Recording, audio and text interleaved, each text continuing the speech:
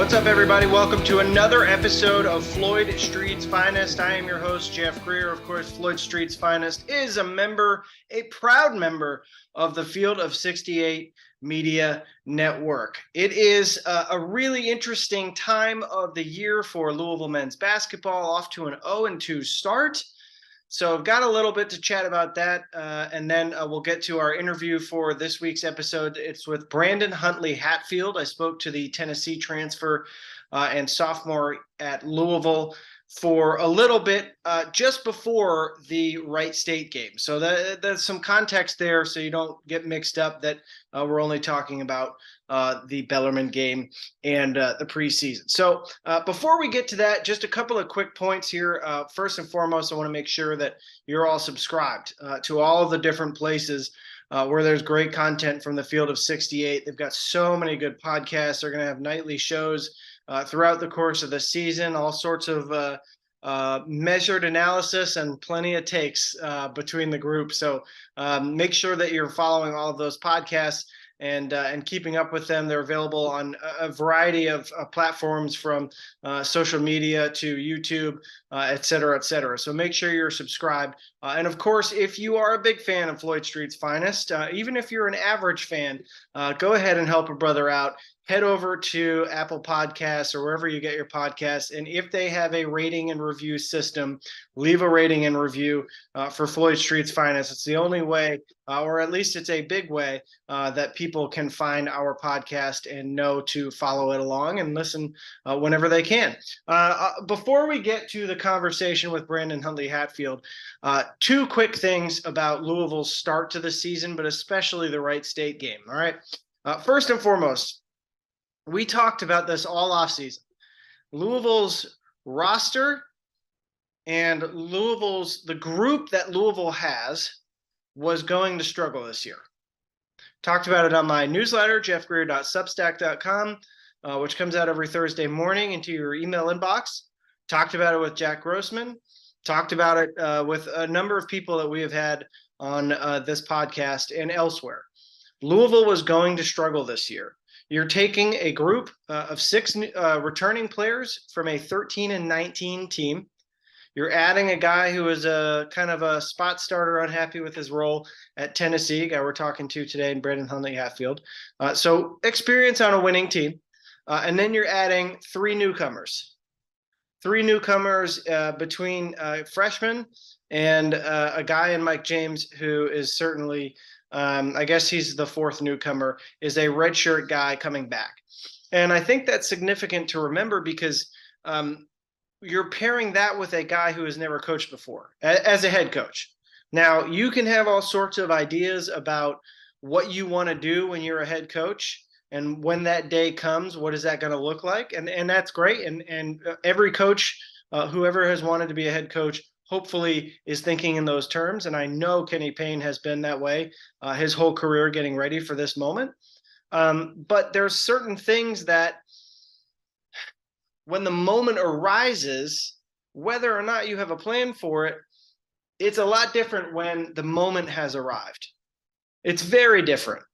And that is something that was especially the case against Wright State. Now, I know that Kenny Payne is not a big proponent of fouling when his team is ahead, but I think there's a difference between fouling up 3 and letting a team go shoot free throws and knowing that you have 2 fouls to give before they go shoot free throws. And that was my problem with Saturday's game. I think, look, Louisville's going to lose some games that they shouldn't. Louisville's going to lose probably a lot of games this season. It sure looks like that. But I think my biggest problem with Saturday is that the players did not appear to know, or if they did know, it was not communicated in a way that they absolutely knew in that moment against Wright State that they could foul twice and kill some time on the clock before Wright State could get a shot away. That's my biggest problem with Saturday. Wednesday night, I'm not sure. I think there are certain things that were coaching, certain things that were players, that were young players. You're going to get that in every game, I think, this season. There are going to be combinations of those two things, I think. And Louisville fans are going to have to get used to it this year. But I think for most people, what they want to see is progress. What they want to see is learning from experiences and improvement in segments throughout the course of the season. And I think after these first two games, I think there's a lot of things that you could point to and say there are things to be excited about with Louisville, but I also think that there are some things that are concerning. When you talk about a team being, a good offensive rebounding team in the preseason, and they have, I think, something like 14 second chance points in 2 games or something like that. It's not even that high. And the offensive rebounding is just non-existent. Wright State was one of the worst rebounding teams in the country last year, and Louisville did not get on the glass at all. That's an effort thing. Offensive rebounding is effort. And when you have the size advantage that Louisville is going to have on a lot of people, or at least put them in competition with a lot of really good teams, that's not good. That's an effort, a stat that is not a good effort, that shows an effort was lacking, is problematic. Because I think Louisville this season has to play with an extremely high IQ and play extremely hard. Now, I think Kenny Payne knows that, and I think Kenny Payne is going to have to preach that, and probably has been preaching that all offseason and into this season. But I think Saturday's game and really Wednesday's game, both losses, were really good reminders that they're going to need to do that. So it's going to be a long season for Louisville fans. You have to believe that. Look, you have to believe this. If you're a Louisville fan and you want to buy in to what this program is trying to become, and it's so early that I would think that most of you are in this boat. There's going to be some big bumps. But you would hope that by January and February, there is some noted improvement. I think there are some positives that have occurred so far. I think Jalen Withers looks great. I think Mike James looks really good. I think L. Ellis showed that he can still score. He's been an efficient scorer. Some shot selection, not great. He's got to cut down on his turnovers. But I think those three guys really give Louisville at least a good trio of people that they can rely on to be scorers and creators. But Jalen Withers and Mike James need to do more creation. That's a big thing for this team going forward, is they've got to find other people who can create off the dribble, find guys with good passing. Hersey Miller was encouraging against Wright State. Need more of that. But overall, I think Louisville is still really struggling to find the right combination of guys, and they need some guys who, quite frankly, had some high expectations on them coming into this year to step up.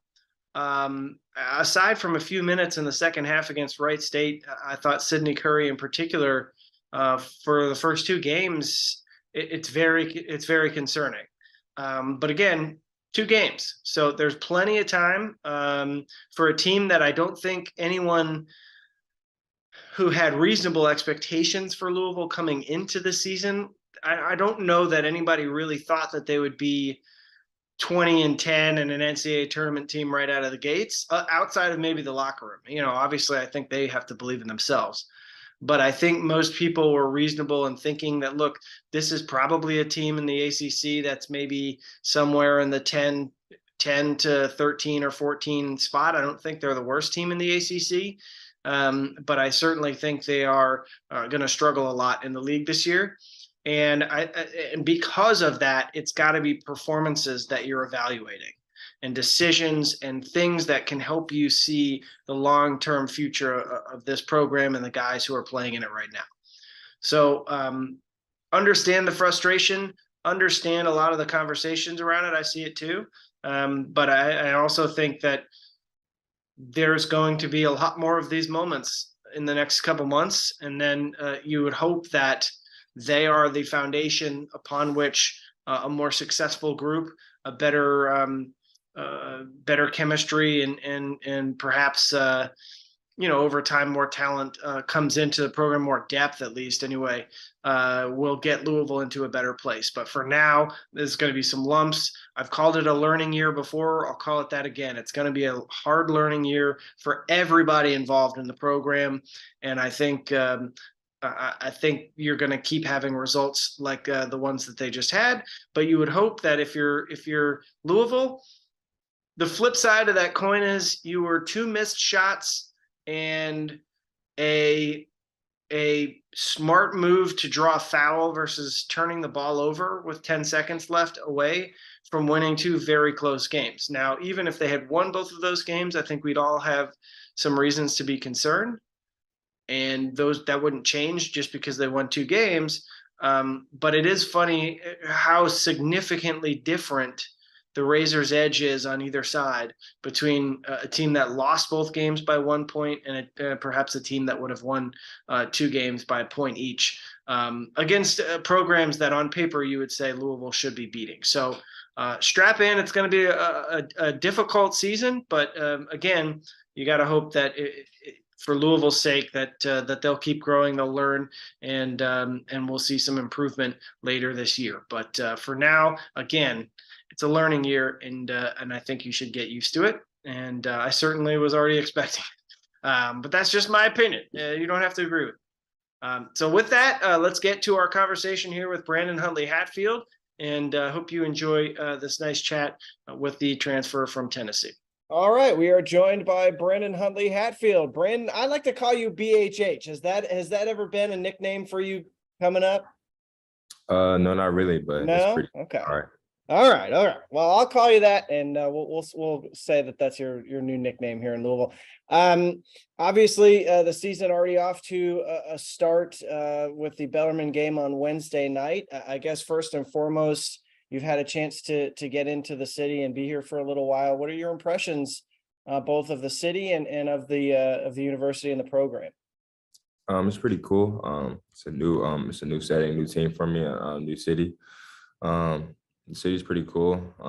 It's like Knoxville a little bit.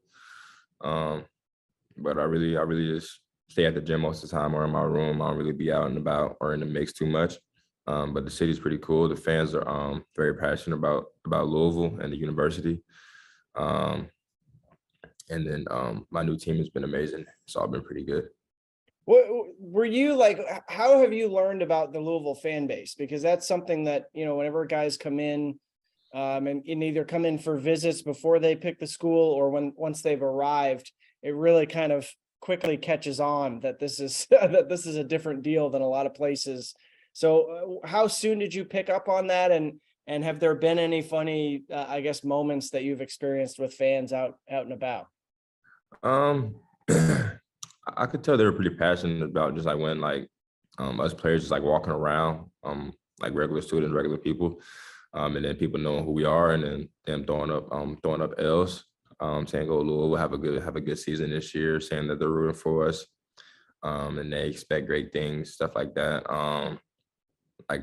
One time I was out, I ordered some food from DoorDash, and some people was walking back from the football game, and someone had noticed me, whatever, and they had said what's up to me, and throwing up L's, whatever.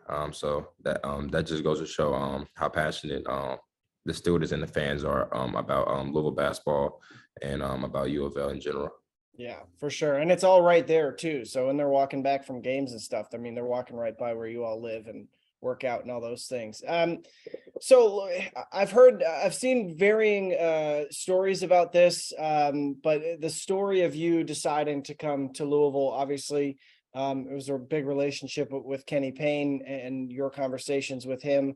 But walk us through what that whole scenario was like, what that situation, how it played out for you to ultimately end up to decide to transfer here. Well, at the end of the season last year, I considered going back because I figured I knew the system. I knew I was comfortable in Knoxville, whatever. But I just ended up deciding to transfer, and I had my handful of schools to pick from. I took a couple of visits, and Louisville was one of them. And then I got in front of KP. I knew KP was at Kentucky before, and You know what I'm saying? They had a pipeline of guys, bigs and guards. I knew the guys that he developed, and he was also at the NBA level, so he knew what it took to get there, and he's seen it all.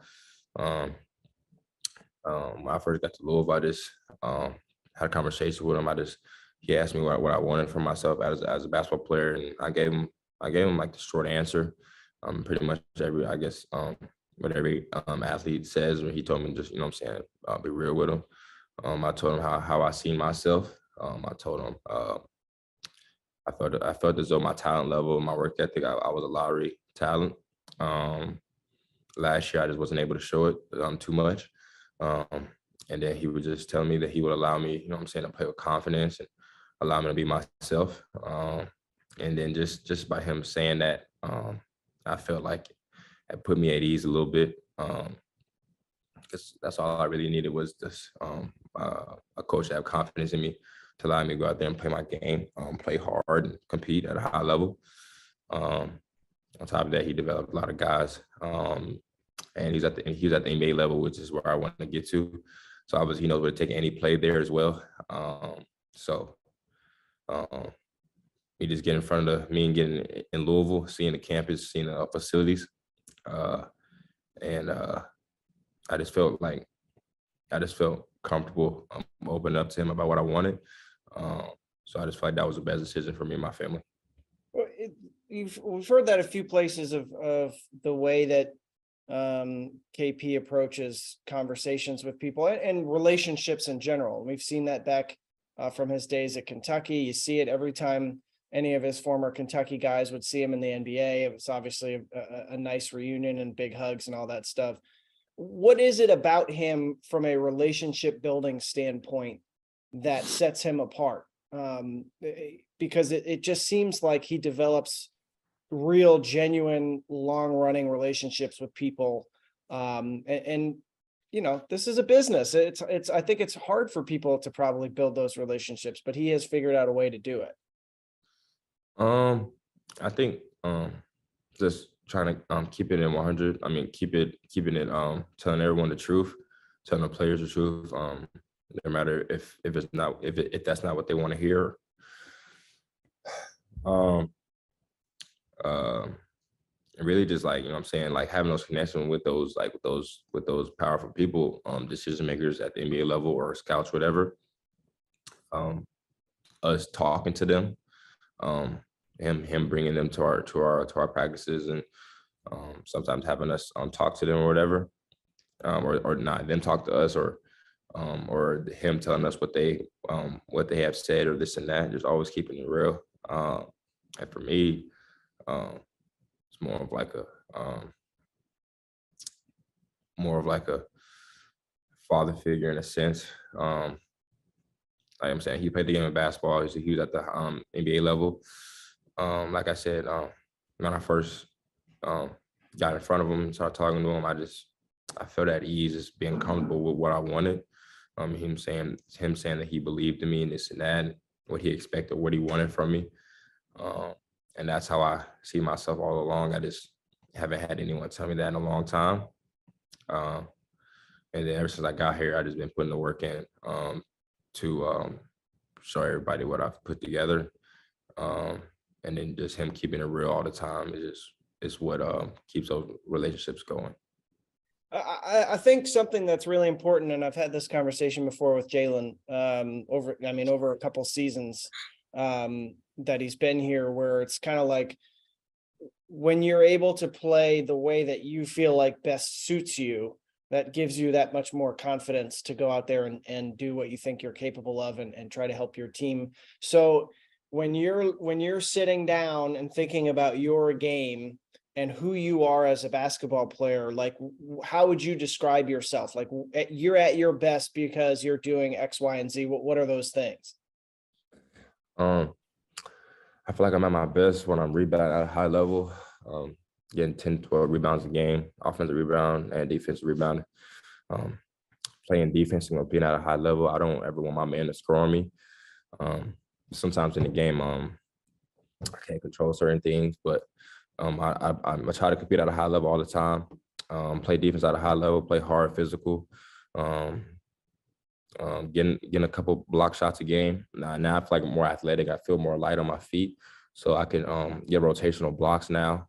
Coming from help side, help my teammates out if someone gets beat, and I'm there to clean it up for us. And really just dominating my opponent on the inside, either finishing or drawing fouls, scoring in the mid range, and shooting the ball from deep as well. I feel like our first game is that's what it was. And we didn't get to come out with a W, but I just feel like I still have so much more to show that I've been working on, that everyone has known me for. But I've gotten better. So really, I'm just when I'm at my best, I'm just defending at a high level, getting some blocks, rebounding the ball at a high level, scoring the ball in a variety of ways, and being a playmaker as well. Being able to make a pass off a live dribble, and making the right play, getting a couple assists, and being a playmaker or playmaking for myself, or playmaking for my teammates. Okay, I could dig that. You mentioned the Bellarmine game on Wednesday night, and obviously you've had the 2 exhibitions so far. I think for a lot of people, here there's a pretty good understanding that this is a process with Kenny. It's his first head coaching job. He's taken over a program, trying to build it to what he wants it to be. Inside that locker room, how do you all approach this process with him, and understanding it's going to be like every 3 games, you're learning a little bit more, you're trying to get better for January and February. What are those conversations like as you guys start playing actual games? Really just understanding that it's a process, and that we all need each other, not to take a day off, that the season's here now. All these games count. We can't take a play off. Every play matters. Every day matters. Every practice matters. And coach, KP, he makes the practices rigorous and hard, so that in the game everything will be easy. Like we're all in great shape to play longevity of these games. But really just understanding that it's a process, and we're all new to this. We're all new to each other, and really trusting each other, and just try to understand that it's a process and it won't happen overnight, but that we're headed in the right direction. Now, I want to zoom out a little bit here, Brandon. I always like to talk to guys about their basketball upbringing. And obviously you're a Tennessee native, and we're a very highly rated prospect when you were coming up. How did you get into basketball? What were some of your big influences when you were a young kid trying to figure out if you were good at it and learn the game and start playing it? I started when I was young, when my grandfather was alive. Me and my older brother, we both played, and my younger brother as well. We all played. I've been playing since I was 3 or 4, and basketball really came natural to me. And my grandfather and my father really, helped me out, put the ball in my hands. Growing up, I played football and basketball, but I chose basketball. That was my true love, and I don't like cold weather like that. Football, but just like I've been playing. I played in church. I played in the city leagues. Back in Clarksville. Travel ball. I played with B Major League for my whole AAU career, and I played with another team called SI Select. That was my first real travel program coming up. I knew I could do something with it around my 8th grade year in middle school. My 6th grade year, I made a JV team, and I was doing pretty good. In the 7th grade, I made varsity, but I didn't play as much. We had some older guys that were better than me. The 8th grade was my year. I did pretty good that year. And then my freshman year, I transferred to a private school called Clarksville Academy back in my hometown. Mm-hmm. And then ever since from there, it's just been a steady climb. Just like a lot of early mornings, 5 a.m. workouts. My dad, me and my younger brother up we were in middle school, getting us up at 4 a.m., working out, working on our game, working on finishing, working on our jump shot, just constantly putting that time in. And all throughout my high school career, just going two a days, 3 a days, just trying to perfect my craft. When I was a freshman, I made varsity. I was starting. I was playing good. You know what I'm saying? Trying to get my name out there. And I transferred to ING in Florida my sophomore year, and I was playing with B-Mays Elite. And then that's when I got on the circuit. I got in front of scouts. I got in front of all the right people. And then all the work that I put in over the summer, 2 a days, 3 a days, lifted. I was showing people what I could really do. And then I played in front of the right people. I played the right people. And I proved myself. Throughout, like, from my sophomore year to my last year, I went from unranked to, like, I don't know, top 100. And then I slowly got better. I drastically got better. I went from top 100, top 60, top 25, and then I broke top 10, and then broke top 5, and became #1 power forward in my class. So just really just putting all those hours in, early mornings, late nights, to where I am now. My last year, I was 4th in the country, #1 power forward. Just, I'm saying, playing. I was playing post grad. I was playing older guys. I feel like that's what some people still, like, they forget a lot. But I'm focusing on what is and not what was.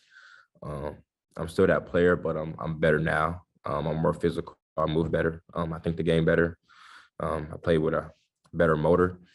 But just really, like I said, put in those constant hours, never stop working, never feeling like I'm there.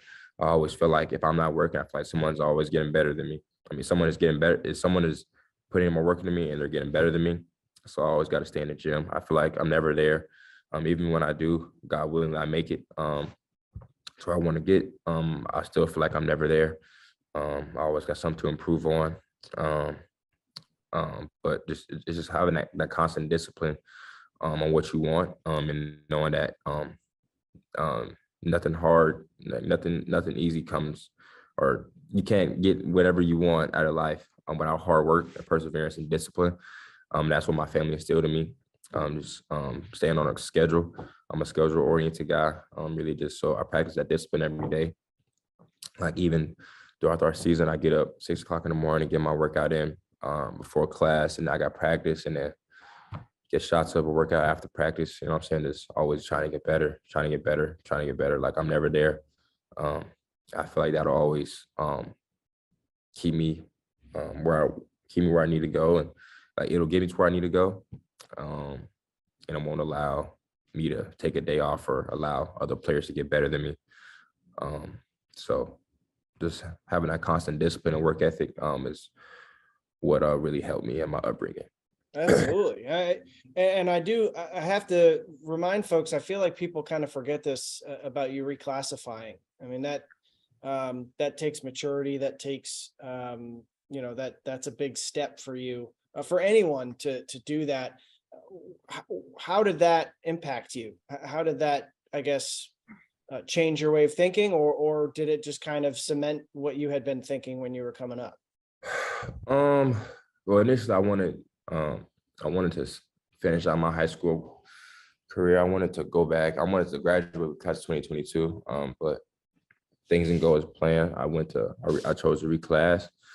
I thought like my physical part of that aspect of the game, I was ready for it. Like, my skill level or my physical build, I was ready. But it was the mental part for me that I wasn't ready for my first year of college. And that's why I had the season that I had. There was a lot of learning curves in there, but nonetheless, I learned a lot. That's why this year I feel like I'm ready to do whatever it is I need to do. Mentally, I'm there. I'm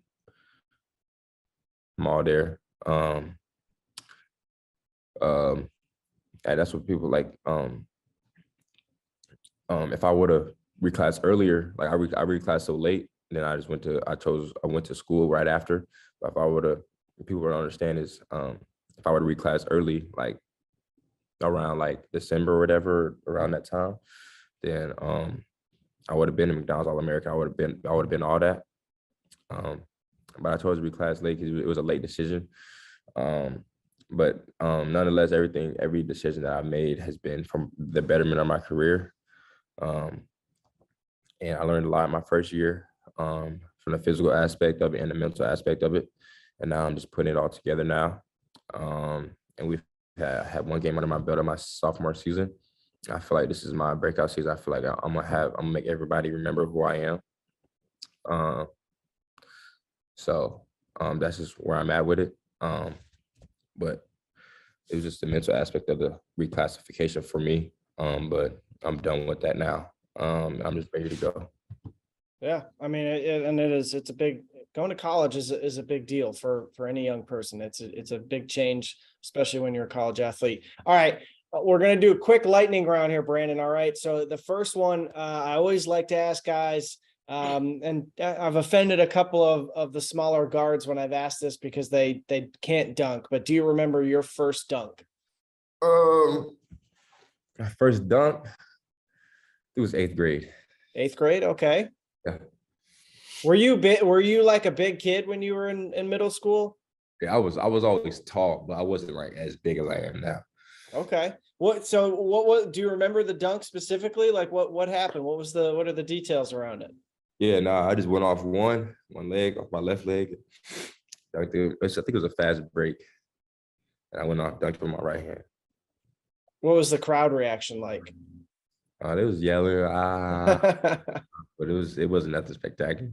That's great. One of my all-time favorite stories from a Louisville guy, there was a player, Dang Adele, who was at Louisville maybe 5, 6, 7 years ago. And he was a Sudanese refugee living in Australia and playing pickup basketball.